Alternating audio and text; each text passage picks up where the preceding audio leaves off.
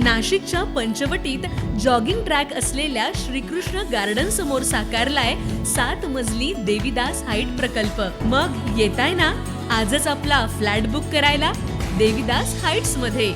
आमचा मोबाईल क्रमांक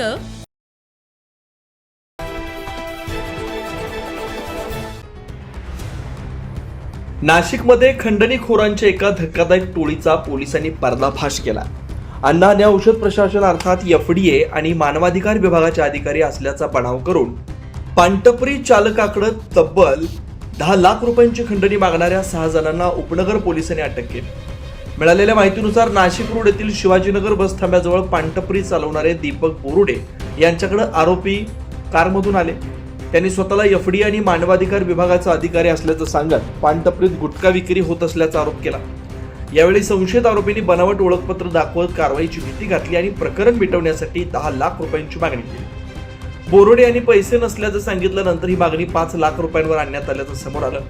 दरम्यान टोळीतील एका व्यक्तीने स्वतःला पत्रकार असल्याचं सांगत संपूर्ण प्रकाराचं चित्रीकरण सुरू केलं। मात्र संशय आल्यानं पानटपरी चालकानं तातडीनं परिचितांना आणि पोलिसांना माहिती दिली। माहिती मिळताच उपनगर पोलिसांनी घटनास्थळी धाव घेत सापळा रचला। 6 संशयितांना ताब्यात घेतलं। तपासादरम्यान आरोपीकडील ओळखपत्र बनावट असल्याचं उघड झालं। या प्रकरणी सुनील मालुंजरे, शरद गायकवाड, शरद पाटील, गौरी बंड, सरिता मोरे आणि सरला गायकवाड यांच्या विरोधात गुन्हा दाखल करण्यात आलाय। पुढील तपास सुरू आहे। खंडणी उकळण्यासाठी शासकीय अधिकाऱ्यांचा बनाव करणाऱ्या या टोळीमुळे व्यापाऱ्यांमध्ये खळबळ उडाली। अशा बनावट अधिकाऱ्यांपासून सावध राहण्याचं आवाहन नाशिक पोलिसांनी केलं। 9 न्यूज महाराष्ट्रासाठी प्रतिनिधी प्रवीण कुलथे, नाशिक रोड।